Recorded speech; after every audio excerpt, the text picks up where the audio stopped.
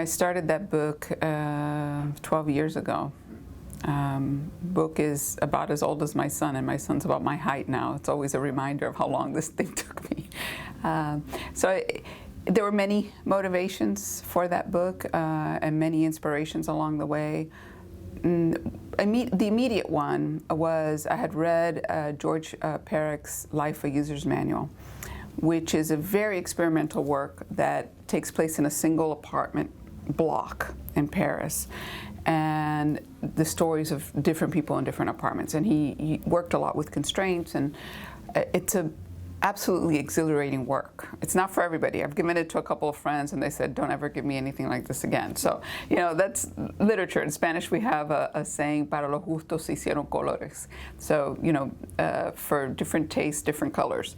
And, you know, that was my immediate, I was just so taken by the book, and I thought, oh, there's a story like that in Miami. You know, there's just so many different people, and to do an apartment block and all the different stories. But I was still searching for what was going to hold it all together.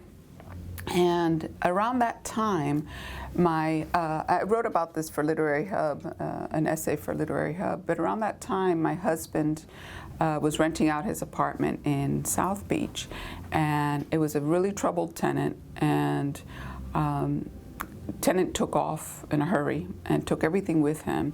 And when my husband went in to clean the apartment, he was surprised to discover a suitcase. And it was further surprised when he opened it, expecting it to be empty because he was going to just toss it, that it was full of letters and personal effects and photographs and all sorts of things. And that really deeply moved both of us. My husband was born in Czechoslovakia, so he doesn't consider himself an immigrant. He's an expat, but you know, he's far from home. And I grew up the daughter of immigrants 3 generations deep. My great-grandparents came from Lebanon. Then my family left Cuba. My other grandfather came from Spain.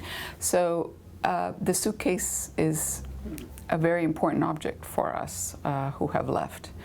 And it made me curious. And this is, all my books really start not with, you know, sometimes I get questions like, what do you want people to take away from your book? Or what do you want people to learn? Oh, God, nothing. You know, I'm not here to teach anybody with my book.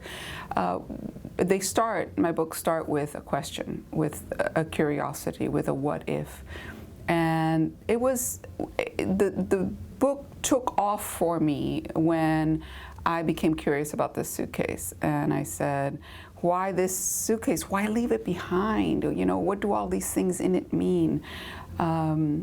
And that got me thinking about all the other suitcases that arrive in an apartment, right? The book takes place in a single apartment in a building in South Beach. And it got me thinking about, you know, who else has come through here? You know, we live in these spaces that have been inhabited before us and will be inhabited after we are gone. And that sort of curiosity just led to one story after another. And so that was the main, I guess that was the main inspiration question.